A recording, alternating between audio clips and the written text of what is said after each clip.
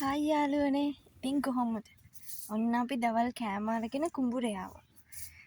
අර ඈතින් ඈත පේන්නේ. ඒ තමයි අපේ කුඹුර. වපුරන්න කලින් නියර පදින්න ඕනි. අන්තිම පාරට හාන්න කලින් නියර බැඳලා ඉන්න ඕන නිසා තමයි මේ මහාව්වේ මේ කට්ටිය නියර පදින්නේ.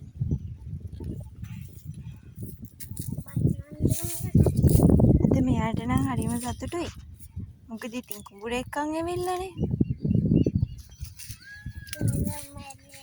ඇත්තටම මේ වගේ දැන් දකින්නකොට හිතට මාර නිදහසක් එනවා. ඒක මට විතරක් වෙච්ච දෙයක් නෙවෙයි වෙන්නේ. හැමෝටම එහෙම වෙයි කියලා මං හිතනවා. මොකද මං කියන්නේ කොළඹට වැඩිය මේ ලස්සනයි එහෙමයි කියලා. හැබැයි යාළුවනේ කොළඹට වැඩිය නිදහසේ හුස්ම ගන්න පුළුවන් තැන් මෙහි තියෙනවා.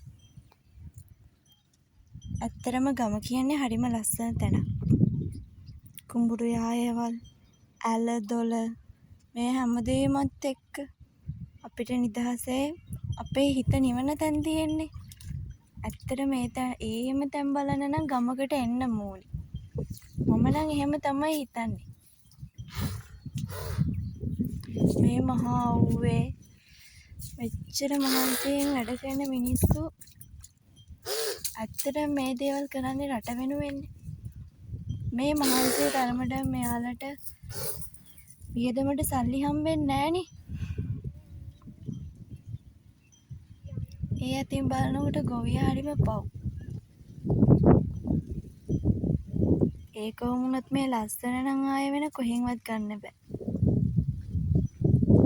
අපි සබාදහමට දෙන තරමටත් වඩා වැඩියෙන් අපිට සබාදහමෙන් හම්බ වෙනවා. මේ තියෙන්නේ ලස්සන.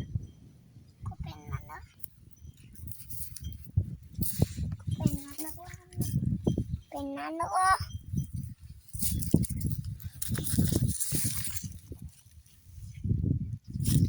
හයි.